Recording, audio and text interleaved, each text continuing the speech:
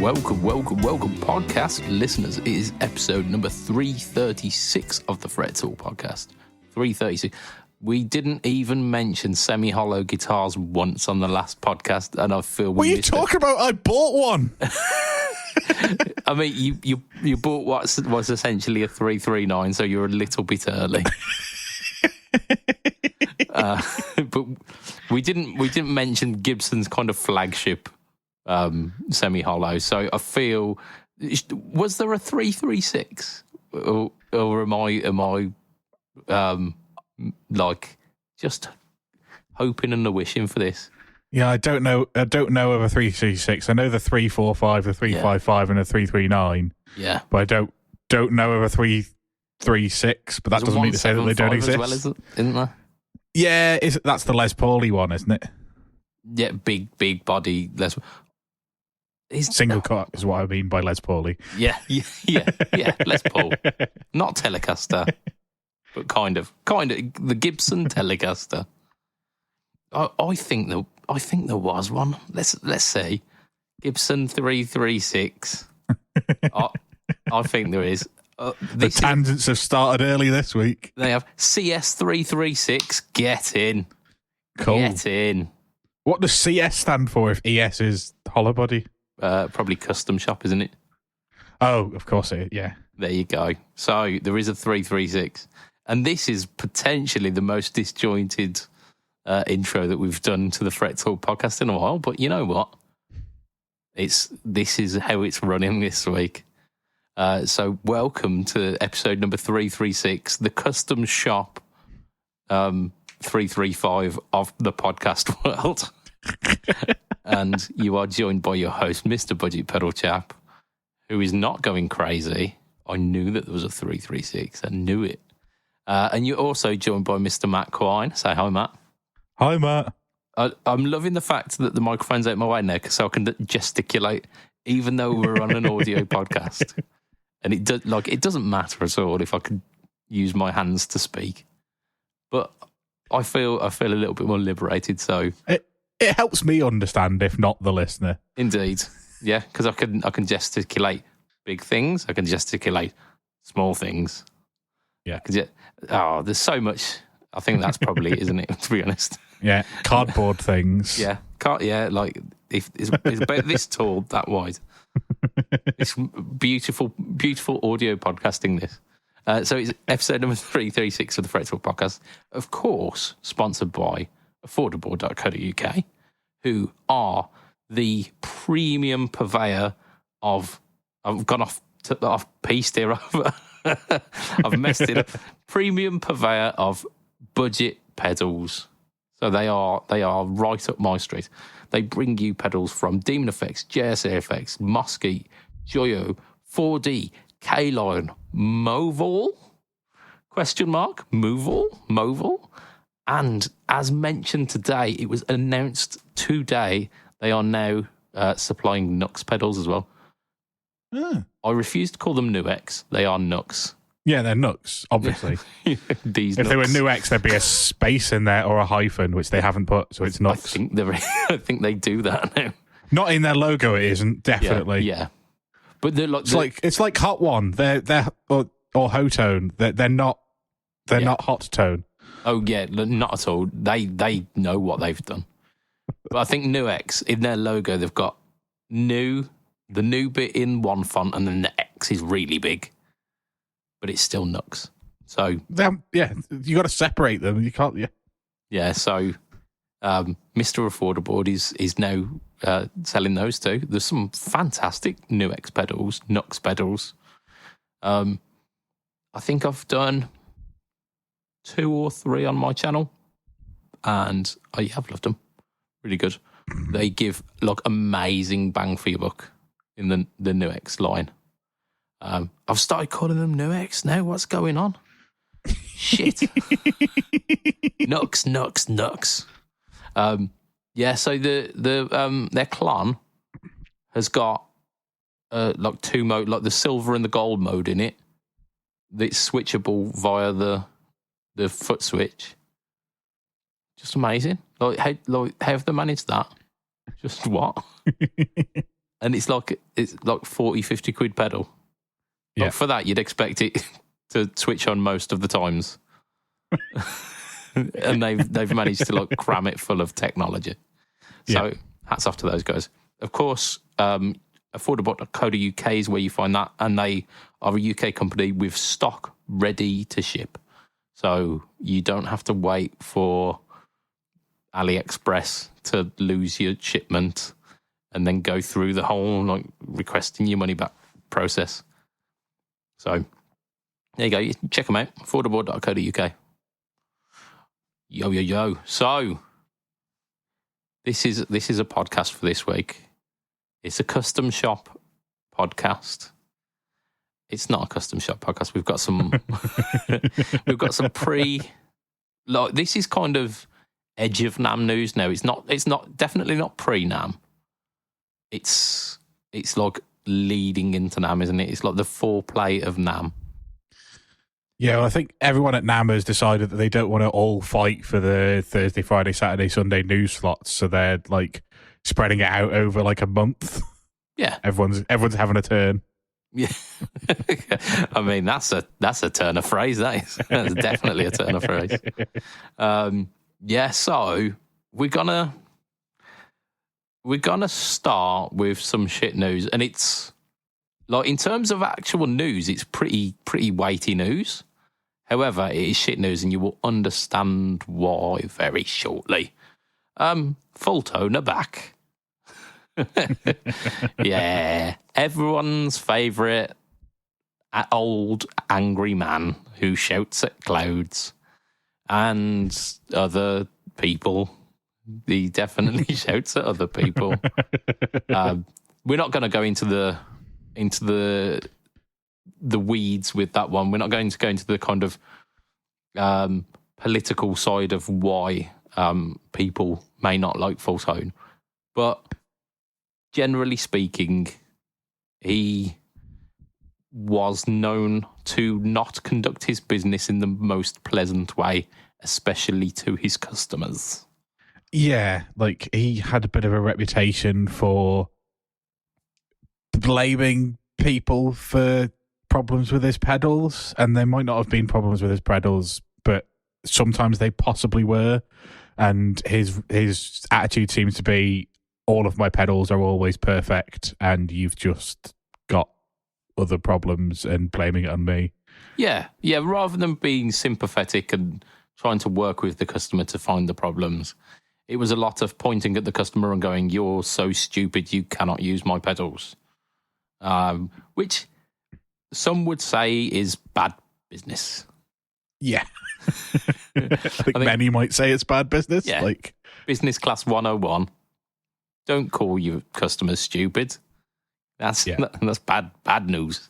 So yeah, look, there's a resurgence of full tone. It's not how it used to be. So full tone was a individual man. He had a team of people around him, but he was basically running the operation. And his own admission, that was quite a taxing thing to do. And it ended up with him, quote unquote, getting burnt out on the industry. I mean, that was definitely the reason why he decided to step back from it. Definitely. Don't know what you're talking about. Yeah, just kind of sweep that under the rug. So he's now kind of he's got the backing of another company, Jackson Audio. So Brad Jackson. There is a wonderful video on YouTube kind of detailing the whole process about how they got in contact with each other and kind of hashed out some details. Mike Fuller being quite a particular man about how he runs his business, was like trepidatious and asked a bunch of questions and like went to look around the Jackson Audio factory and was suitably impressed. So it's basically now where Jackson Audio are going to handle the kind of the manufacturing side and the distribution side and all of the the things that were getting in the way of what Mike Fuller actually wanted to do, which was designing the pedals. So win-win, like maybe. Yep. However, there's a lot of pedal makers, isn't there? Like this industry, it's not exactly shy of a pedal maker or two, and there's probably quite a few out there who appreciate the customers that they've got and don't call them idiots for using the wrong type of power. Yeah. So yeah, I would. Look, I don't know how to word this without coming across like a massive bellend, but I'll give it a go. Yeah, I would not mind seeing him struggle a little bit with this endeavour. I think that's possibly the kindest I can be. Yeah, I think, look, at the end of the day, there's a reason why people stopped buying his stuff, whether it's for the customer service issues or not. And I think there was quite a sharp drop-off towards the end. I know a couple of people that are fans of his stuff that have had issues with him when having issues with the gear, and I just don't think that's on. So I won't be bothering with any of the new stuff as and when it comes out. And I can't imagine, like, unless it is specifically like something out there that isn't on the market that gets a big following, I think his customer base is going to be his old customers again. Yeah. And given that he's annoyed some of those, that's an ever dwindling customer base. Yeah. I mean, it's obviously, there's got to be some kind of incentive in it. Otherwise, Jackson Audio wouldn't have got on board with it. There seemed to be a little bit of nostalgia, like Brad was saying about how, like, when he was doing the kind of the gigging circuit, he had like a few Boss pedals and a few like MXR pedals and all these. But if you really were starting to take things seriously, you'd go for a full tone. And he used to run a couple of full tone pedals in his on his board. And he got like quite nostalgic about like how like he'd set up his board and run those full tone pedals. Which, yeah. I mean, it's like almost similar in the way that where JHS jumped at the chance to partner with Boss to make the Angry Driver. Yeah, definitely kind of a labour of love. But yeah, I think like the guy, like Brad Jackson, seems like he knows what he's doing. He seems like a nice enough chap. I don't know much about Jackson Audio, I will be perfectly honest. But I'm hoping for his sake that it doesn't end up sinking his company.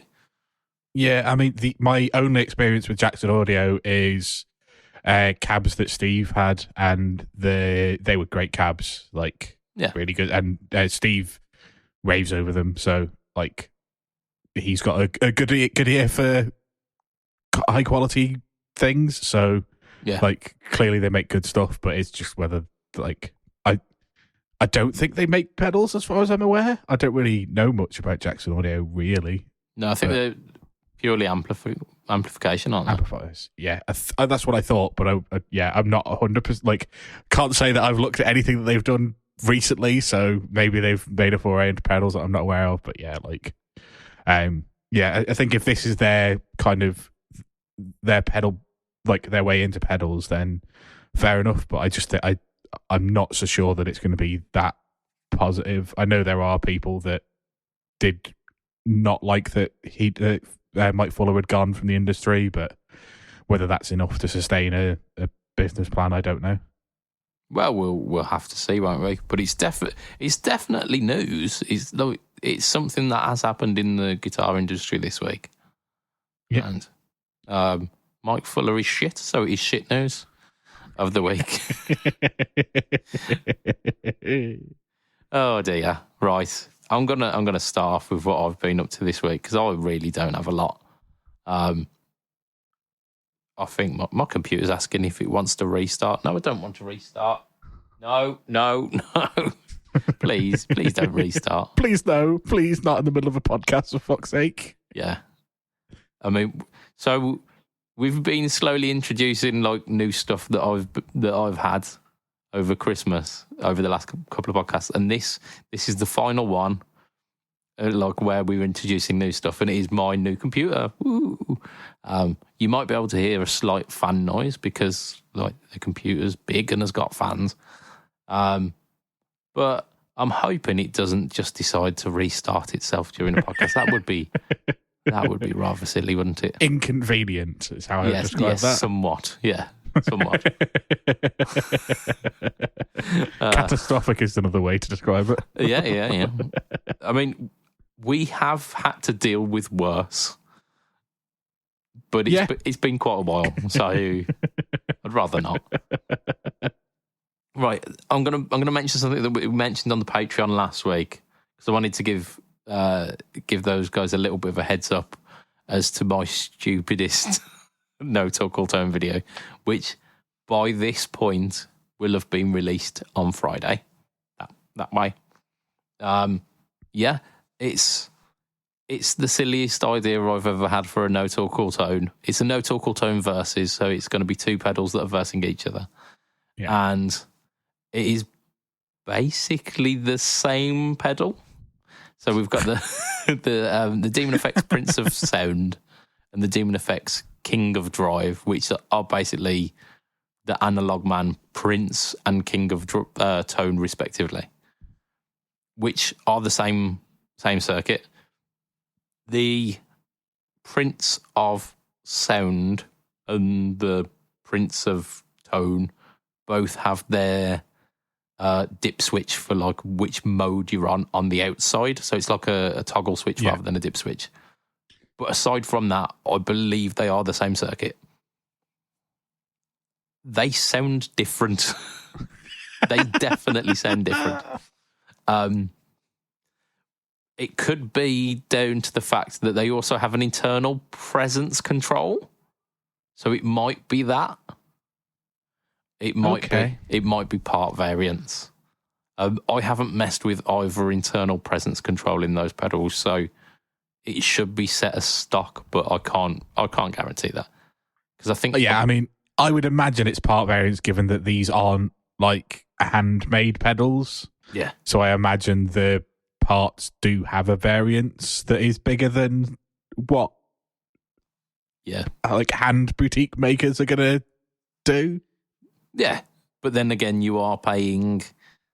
You're paying a tenth of the price or whatever. Yeah, so the King of Drive, I think, is 50-ish quid on affordable. It's around that price, kind of like late 40s, early 50 quid. The Analog Man is closer to 10 times that, isn't it? It's like 400 quid. So that's what you're paying for the boutique thing is that kind of tighter quality control, and of course the fact that they own the the imagery and the circuit design and all of that. Yeah. So I suppose there is that, but on the flip side, you can't go and buy a King of Tone. You have to wait. I think it's now close to 3 years on a waiting list. I think it's 5, but you can absolutely. You just have to pay 4 times the price on eBay. Yeah. Look, you could buy one today, but you are paying a heck of a premium. Occasionally, like someone will have one and is not a dickhead and will just sell it at cost. Because I know, I think Stuart did something similar. With a pedal that he knew he could get like top dollar for, and then sold it on for just what it was worth, basically.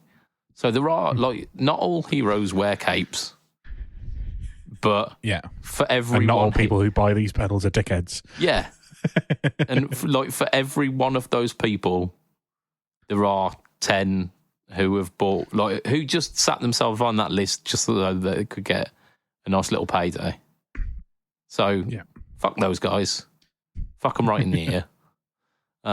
Ooh, painful. Yeah, exactly. But potentially life-threatening. Exactly. But I thought I would bring you the most stupid no talk or tone video and answer a question that you may or may not have had, which is, are they really the same? So I do it so that you don't have to. Ta-da! Right, let's mention some more news, because there is definitely news. Don't know why it's not letting me scroll down on this. There we go. We're all good. Everything is fixed. So the second bit of news this week, which again would have been another strong contender for shit news of the week, is the Caline Muse driver. So look, when I first saw the name, I thought, wow, okay, there's something kind of like high gain, maybe like dual rec sounding to capture those. Or maybe like a that kind of sound with a fuzz factory, or... Yeah. So Keely's like making a pop at the fuzz factory. Maybe he's making it with a few of the crazy sounds, but not so that it's useless half of the time. Like, that would be really cool. Like harnessing the power of the fuzz factory, but not being shit sometimes. Yeah. Like, where it just makes clicking sounds at you. I thought that's really cool. No. Get those thoughts out your head, because that would be quite interesting. It's a blues driver. Yay. What? Yay, it's a blues driver. So it's an Andy Timmons pairing. Andy Timmons is quite notorious for liking the blues driver. And I'm sure he's had collaborations before where he's done blues driver style pedals. I mean, it makes sense. He plays S-style Ibanez's. Kind of S-style, because they're all like humbucking single coil pickups. So like a bit more, like a bit thicker than a regular kind of strap, but definitely within that ballpark. And he does kind of bluesy, like smooth bluesiness. So definitely fits within that kind of wheelhouse. This one is, you've got switches on it. One of which does diodes. So you've got I think the Andy Timmons mode is like a standard silicon, asymmetrical silicon setup, and then the Robert Caline mode does dual germanium diodes. So like slightly smoother, slightly lower gain, different flavour to the blues driver sound. Like kind of cool. However, they're quite pricey. It's quite pricey. So I think at the moment it's like €249, which was like 210 quid. Which quite expensive, isn't it? Yeah, it's not. It's not cheap. Yeah, and it's a. What's a blues driver now? 80 quid. I think they're more than that. I think they're more. 120. I will. I'll do a double check. Boss blues driver. So we are talking currently £99 at Guitar, or for the Wazacraft one, 136. Cool. So this needs to be better than the Boss Waza one by 100 quid. Yeah, almost. Yeah, it's going to be a tough sell, isn't it? Because to be fair, top mounted jacks, is that worth 100 quid? Not for me. It has got another switch as well, doesn't it? What does the other switch do? Can he see it? There's a tone and a... No, wait, that's not the... Yeah, sorry, I thought that was the controls. I don't know. That is so. It's got the same on each side. So I'm assuming what you've got is the Andy Timmons mode gives you asymmetrical silicon, and then both Robert Caline modes give you a germanium each, and you can like double it up to get the dual germanium, or you can kind of blend between them. Okay, yeah, potentially. It looks like that's what's happening, but then you've got level, drive, and tone as well. Yeah, so. I would say that I agree with you, but the link that you've left in the document is to the Fender switcher from last week. So I've clicked on that link and gone, oh look, Fender launched its own loop switch. Wait a minute. Yeah. Just give me a sec. I don't know what you are talking about, Matt. Ta-da. Crisis averted. Yeah, sorry. No, totally. You're right. You didn't do that. That was just in my head. I mean, I can't be perfect all of the time, can I? I don't even try a lot of the time, I'll be honest. But yeah, so essentially what we've got here is a blues driver. And we've got a blues driver which is more money than the fancy blues driver that Boss do. Yeah. So, but it's got Andy Timmons and Robert Keely's name on it in initial form. It does, yeah, it does. So it gives you like clipping options for it. And if you're a Star Trek nerd, you can set the two switches to AT-AT. Oh, you're that's bait, that is. That's bait. I don't know what you're talking about. I appreciate every delicious moment of it, Matt. Yes. So, Boss have released the blues. Keely have released the Boss blues driver, basically. Yeah, cool. Matt, have you just before we do move on? Have you noticed that in the thing that you've guessed at what those two switches do?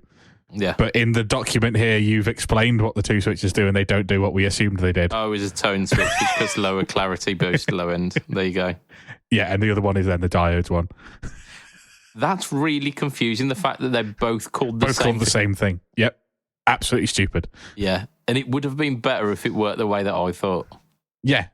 Like there's one diode on each, and you can have asymmetrical, or you can have, Yeah, that would have been, or like a mix of the two or whatever. Yeah. That would have been clever. Yeah, it would have, wouldn't it? Would have been more interesting than a blues driver with a tone switch. Yeah. Although, like, the tone switch is... like the thing that a lot of people say about the blues driver is that it cuts too much bass. So having a way of like introducing the bass back into it is quite a nice thing. That's the kind of entire premise behind what Will's pedal was doing. The sandwich, the BLT, big loud tone. Yeah, sandwich. That's why I remember it as sandwich. Yeah, because he had like a bass control on it. Because he liked the Keely mod Boss blues driver, and he kind of liked the regular mode, but wanted a way to kind of get the middle points between it, because sometimes the Keely one was too bassy and sometimes the Boss one was too thin. Yeah. So he did that, and his pedal was about 150 quid, I think. I was going to say 169 is in my head, but around 150 quid, something like that, yeah. It's not 210, I can tell you that. Absolutely. Ta-da! And it doesn't have two switches with the same name that do different things. Oh, that's stupid, isn't it? Right, yes, Keely, do better. Do better. It'll probably sound great, though, to be fair. Probably will. Robert Keely knows what he's doing. And, yeah, Lee's going to get angry, the fact that we're telling Robert Keely to do better. He's a big Keely fan. Yeah. Right, Matt, you've done some stuff this week. You've definitely done some stuff this week. Yeah, like it's not amazingly exciting stuff, but I've probably spent more time in the last month playing guitar than I did playing guitar outside of gigs than I did all of last year outside of gigs playing guitar, because the HX1 obviously has made me play around with stuff, and the new D'Angelico Mini DC, or XL Tour Mini DC, I think is its official name. But just has really made me want to play guitar, and I've spent a lot of time doing it.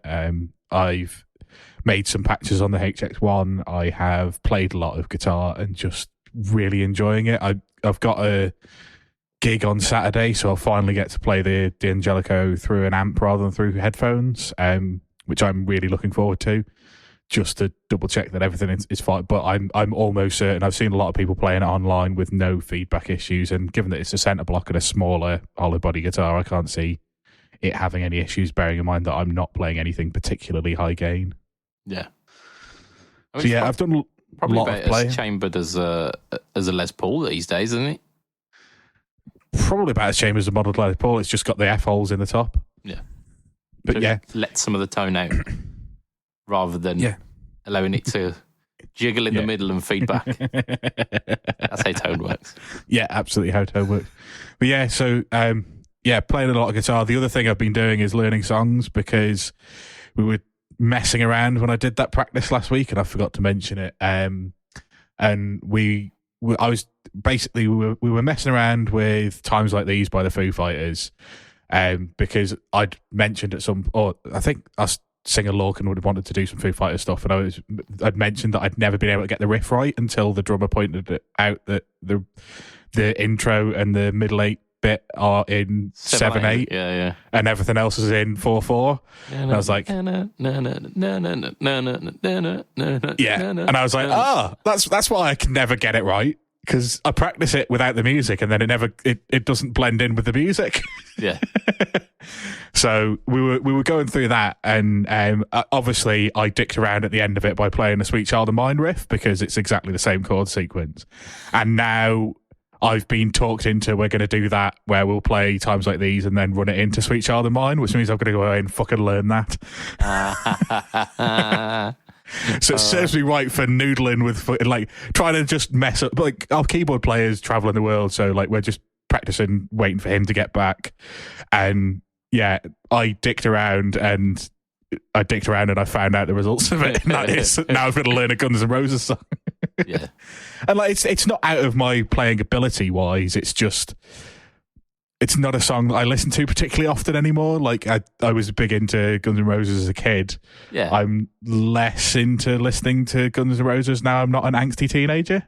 Yes. Yeah. It's they're very much a teenage band, aren't they? They're very much like, you listen to them in your teenage years and you go, this makes so much sense. They're so cool. And then the older you get, you realise, actually, Axl was a right dickhead. Yeah. And Slash isn't as cool as, like, you used to think when you were 15. Yeah. Yeah. But I've got to go away. And, like, I thought it was a fairly simply structured song, and it's not.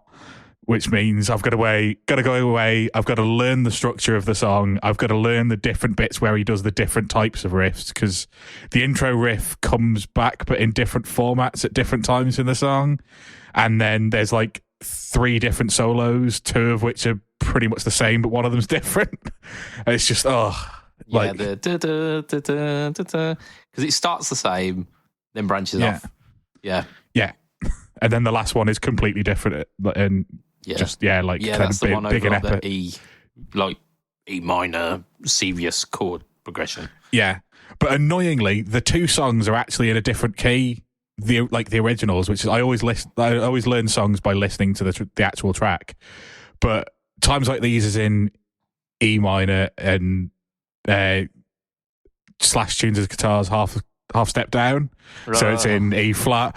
So I'm gonna what I've decided to do is, given that I haven't sold the Variax yet, is I'm gonna, once I get the 2 songs pretty much down enough, I will just use the Variax, play the 2 back to back on my computer. I've got a thing that will allow me to blend the 2 songs so that they kind of don't have a gap between them, and then I'll just flick onto the half step down. Nice. So I think that is my plan for that, because I need to make sure that I can kind of work out a transition, because I know when we come to the actual putting together the two things, they're going to look at me and go, how are we transitioning the two? Because it always ends up on my shoulders. Yeah, I mean, you made this a reality, so you've got to deal with the consequences. Yeah, and I think actually I'm going to sack off playing Guns N' Roses properly, and we're going to just play, because although the Guns N' Roses melody works over the Times Like These verse, the other Foo Fighters verse, it is over a different chord pattern. It just works. The melody works exactly the same because it's in the same key. It just and I think I'll get them to at least do the verse the same as Times Like These, just so it flows a little bit better. But yeah, like in terms of all of the thing, and I guess I can also throw riffs from each of the both songs over each other, just so that people get that it's a medley. Oh, like a little foreshadowing kind of thing. Yeah, that kind of thing. But yeah, we'll work something out anyway. It'll be good fun putting it together. It's just, like I'm not as inspired by the riff from Sweet Child of Mine as a 32-year-old as I was when I was learning guitar at 15. Yes. Yeah, that's the unfortunate thing behind it, isn't it? Yeah. Yeah. Oh, I'm sure it'll go down well though. They're songs that drunk people like. Yeah, and it's that, isn't it? Because when you're drunk, you do kind of regress back to your baser instincts and basically being a teenager again. Yeah, pretty much. But it'll be interesting because, I haven't ever done a proper, like, we've done some medleys in the past where like it's so simple that you just kind of like end one song and immediately start with the next one, or one song is so close to the other that you kind of run it in, whereas this I'm going to have to go from one style of playing to the other, because like you say, one of them is very much like in one style. Like the Foo Fighters song is definitely all bridge pickup, and the Guns and Slash is definitely all net pickup. So I'm going to have to like work between the two, and I don't know whether I'll play it on the Les Paul or whether it'll go on the hollow body, or like I'm sure it'll be fine to put together though. Sound great on the hollow body, that will. Yeah, I think it will. Yeah, it has done when I've been dicking around with it so far. Anyway. Yeah. Unfortunately, you can't like tune down half a step on that one instantaneously. Yeah. There's no button for half step down tuning immediately. No, you could do like capo on first, already tuned down. Yeah, flick it off with your thumb. To be fair, I've done in my school band. We did Under the Bridge by the Red Hot Chili Peppers, and I couldn't make the stupid D, but with your little finger and ring finger to kind of get the root on the A string. Mm-hmm. So I put a capo on the second fret and made a C chord shape and then an E minor shape for the two things. And then as soon as we got out of the intro, I would knock the capo off the guitar. Well, that's one way of it. I mean, rather than like getting better at guitar, you was just like, no, this is the solution. Yeah. I was like, I've got a simple way of doing this, and this is how I am doing it. Yeah. I mean, and then at the end of the night, you crawl around on the floor looking for the capo that you threw. Yeah. If only John Frusciante would have learnt that trick himself, it would have saved him so much hassle. Absolutely. Indeed. Right, let's talk some more shite news from the week of pre-NAMM. PNAMM. Yeah. I mean, yeah. Look. So this isn't really a NAMM bit of news anyway, this one's like, this is normal Fret Talk news. Possibly my favourite of the week.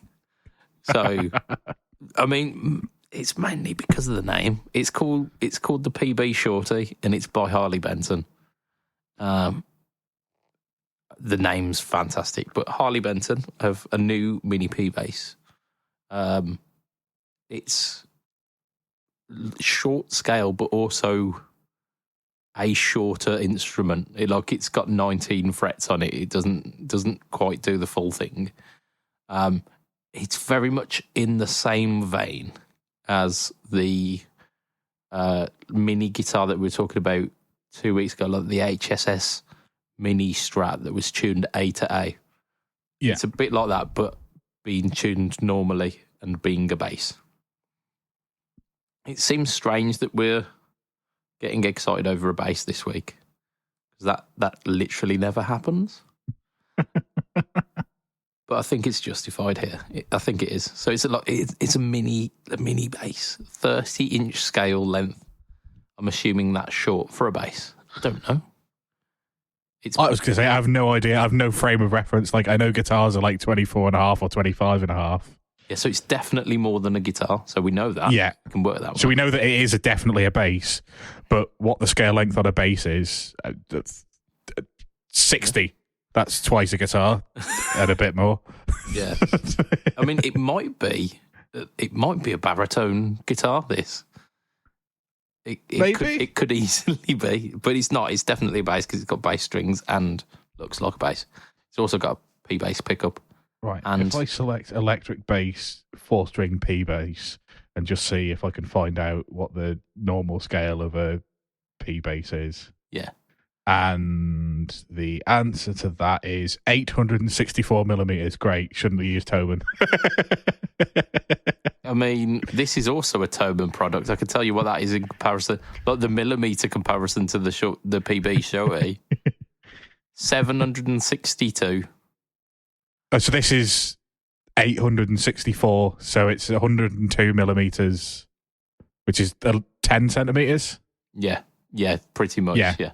Thereabouts. So it's 4 inches short. So 34 must be roughly what a P bass is normally. We've done detective maths there. Yeah.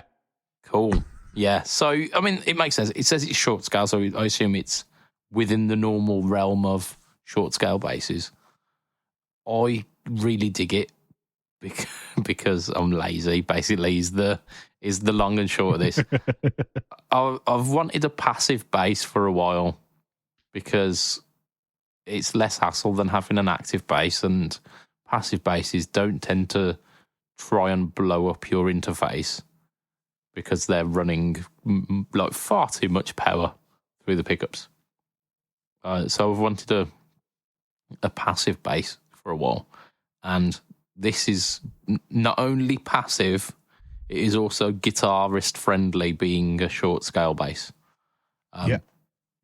It looks cool as well. It's like this midnight matte black kind of finish. All of the like the accoutrements on the bass are black. Like the bridge is black, the pickup's black, the knobs are black, and then the pick guard is red tortoiseshell, which is just mwah. They've done the thing, haven't they? They've done the thing. Yeah.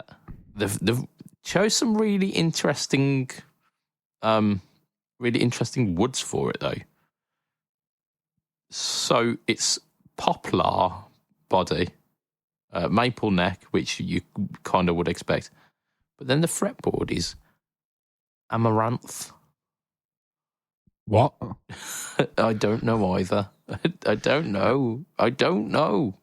I'm assuming amaranth is some kind of it's dark, so maybe ebony, maybe like rosewood-esque wood. I don't know. But it looks very good. And it's because it's a PB Shorty, it's cheap. It's really cheap. It's £103 or €120. They do it in traditional looking P bass, so rather than the all black with the torque guard for 85 quid. They do what now? So they do the same guitar, the PB Shorty, but this is the SBK series, which is the all black kind of thing. But they do the same guitar, but black body with a rosewoody looking board with a maple looking neck that isn't painted for 85 quid. Yeah, exactly the same spec as well, down to amaranth fretboard models. Yeah. Oh my gosh. Oh, I didn't need to know this. I do like the torque guard. It looks cool. do you like it 18 quid? That's your question. Probably. Actually, yeah. no, it's not the question, because you have to pay 10 quid shipping for under 100 quid. So actually, it's only 8 quid saving. Oh, yeah, it's definitely worth 8 quid. Yeah, so Definitely. yeah, get the other one. Yeah, it might be the case where I end up buying one of these. Oh, I've got a bit of news as well, actually, that involves Harley Benton. I forgot about this. Forgot about it. And I think it might be fraud if I try and use this myself. So this past week, I reached a milestone on my my guitar channel, my BudgetPedalChap channel, where I hit 5,000 subscribers.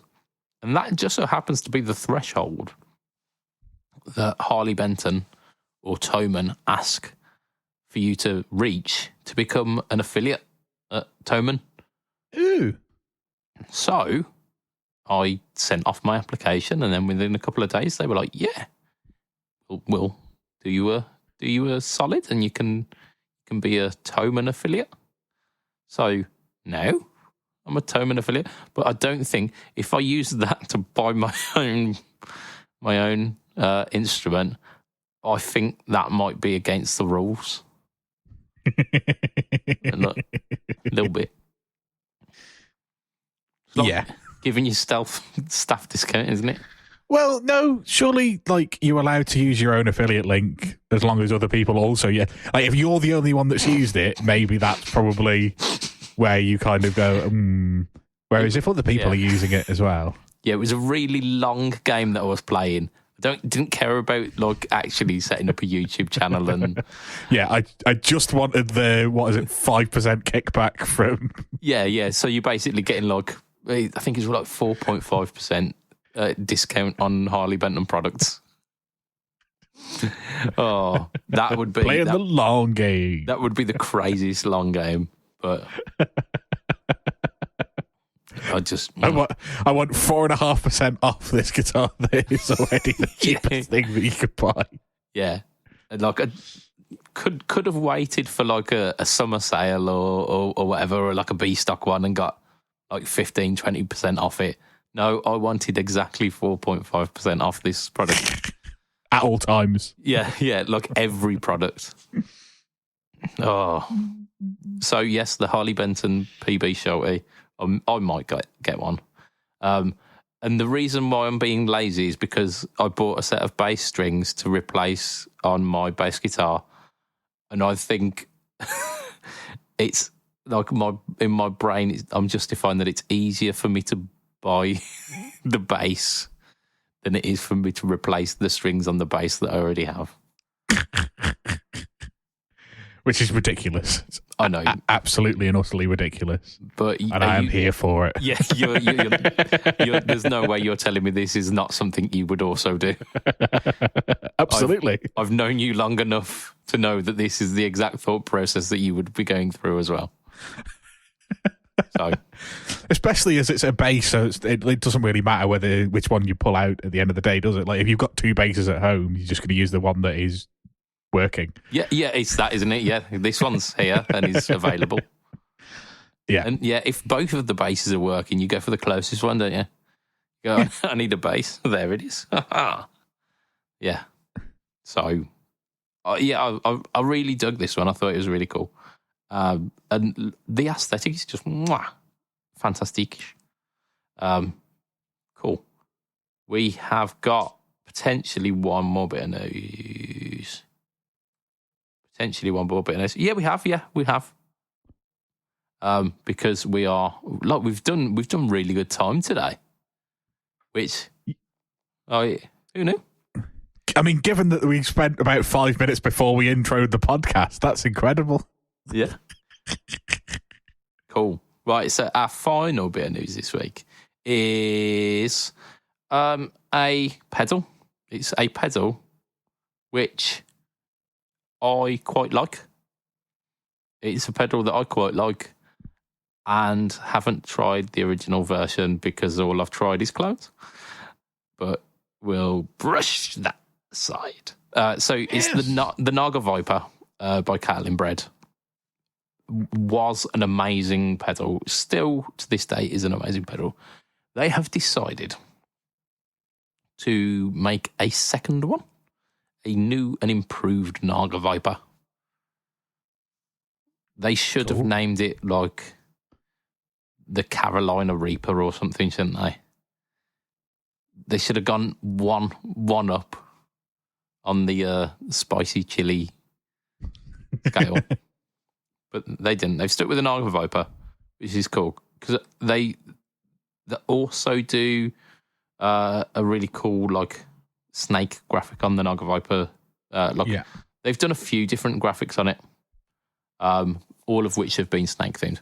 So they've basically they've reworked the pedal. I think they're using it's saying quote unquote updated transistor. So potentially the transistors that they were using are rare transistors and they're out of stock now. So they've quote unquote updated the transistor. I think the one that I made didn't have a particularly rare or exotic transistor in it and sounded wonderful anyway. So it's fine. Like transistors are transistors. I'm sure we'll manage. There's some like vintage gear aficionados just screaming at the screen, the ears, the speakers, headphones, speakers, whatever they're listening to this on. I'll be honest, I think they will have probably tuned out by now already. I was going to say, I think we're episode 336. I think the cork sniffing obsessives over resistors and transistors people have long since left. Yeah. But like somewhere out there, one of them will get a sense that there is a disservice being done to the germanium transistors. Oh no, how could we? Shed a single tear.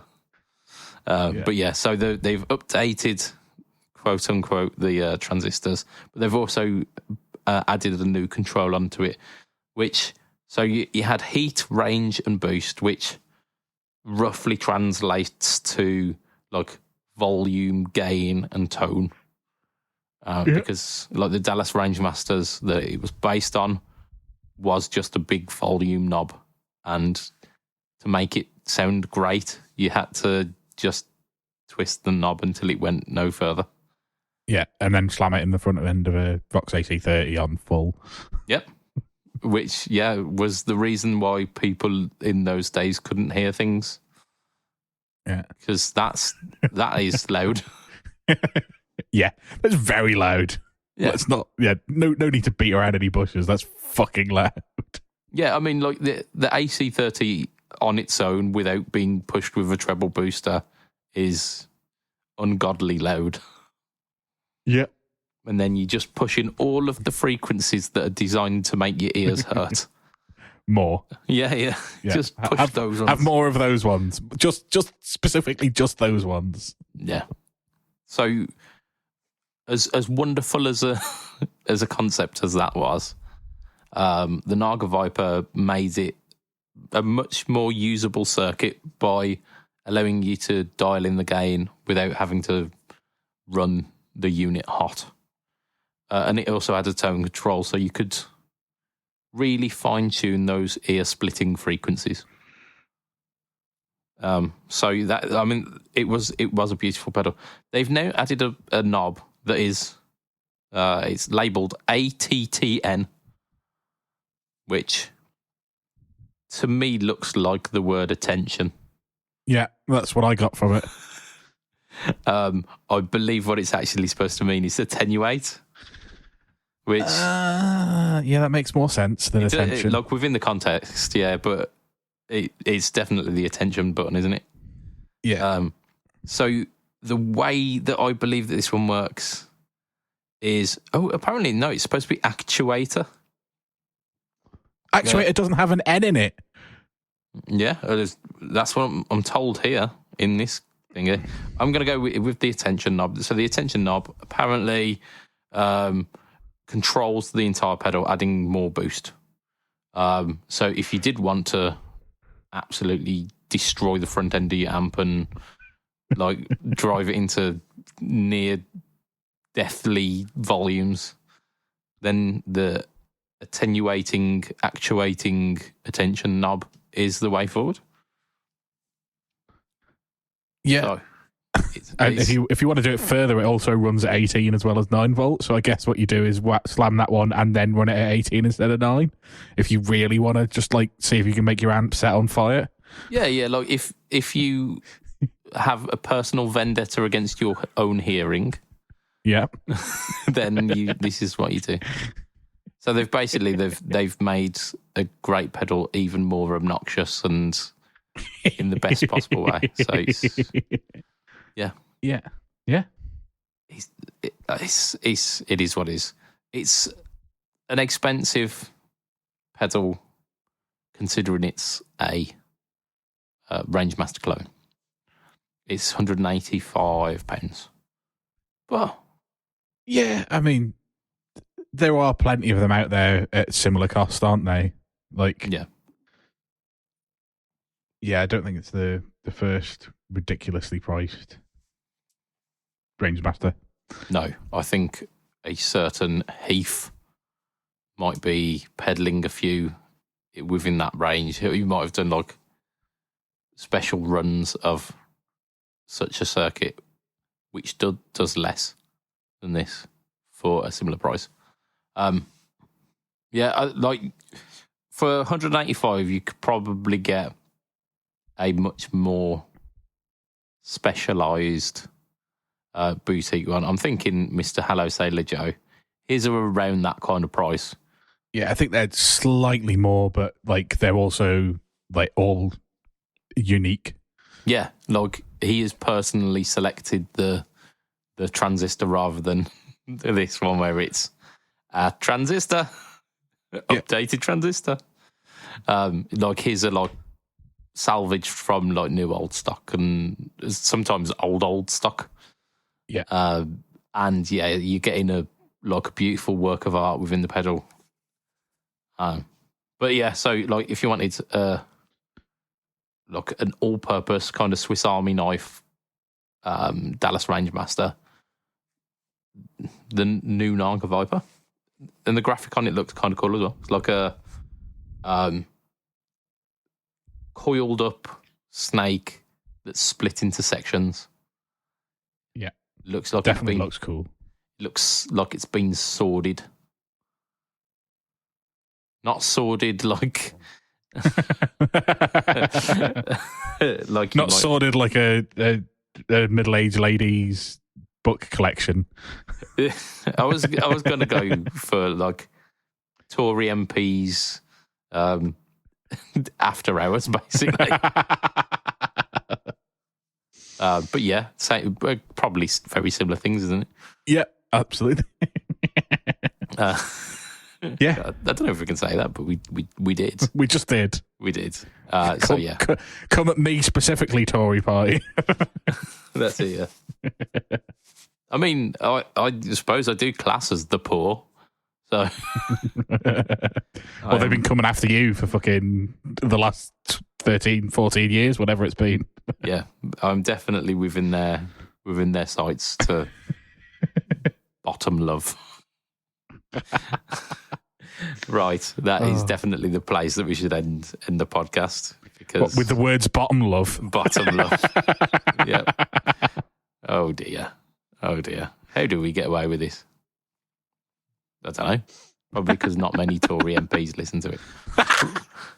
Right. We're gonna extend a thank you to our listeners, you lovely people, and yeah, you've made it this far. Well done. I will be getting certificates made for all of you lot who make it this far. I don't know how I'm going to distribute them, but maybe I'll just create a PDF and you can print your own. That'll be nice, wouldn't it? That'll be nice. I'm going to extend a thank you to our sponsor for this week, which is affordaboard.co.uk. Check them out and check out the new Nox pedals. They are Nox. definitely Nux.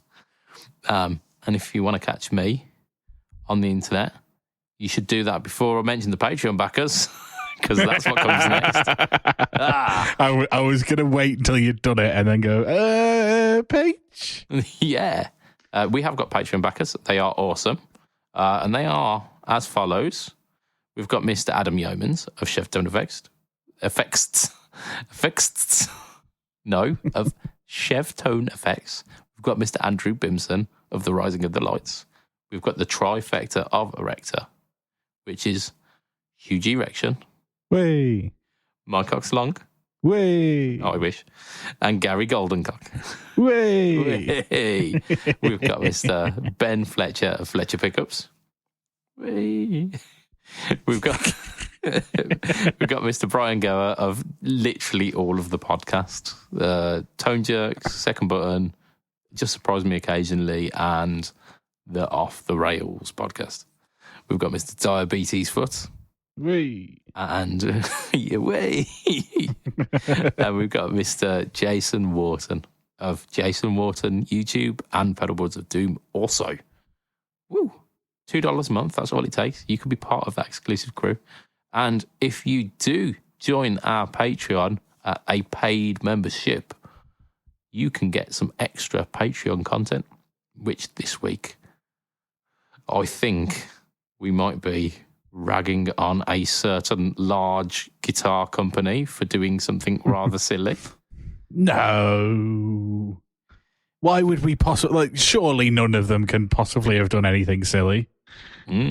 Well, you're just going to have to tune in to find out. I mean, you're not because you're on the podcast. I was going to say, I fucking hope not. I'm on it. Are you just going to talk into the void and I'm not allowed to respond? And I've got to guess what... Going to wait till it releases on Monday to find out what I was talking about. Yeah, absolutely. Right, if you want to catch me online, I'm, of course, Mr. BudgetPedalChap. If I'm in on Instagram, Facebook, YouTube, and Threads. I've actually started using Threads. Woohoo. Back on it. Because now it's not a titty minefield. I feel like I can actually be productive on there. If you want to catch the No Talk or Tone series, which is like the thing that I do, which this week features me being an absolute silly sausage, a silly goose, if you will, and demoing the same pedal against itself. That's YouTube, youtube.com/BudgetPedalChap. All of it is / or at BudgetPedalChap. You'll be able to find me. You're smart people. Matt, where can we find you? You can find me on Twitter, Instagram, and Threads at heel_MattQ. Yeah, we can. So, from myself, Mr. BudgetPedalChap, from Mr. Matt Quine, say bye, Matt. Bye, Matt. Yeah. It will be a tatty bye and good night for this week. Ta-ra a bit. Bye. Bye.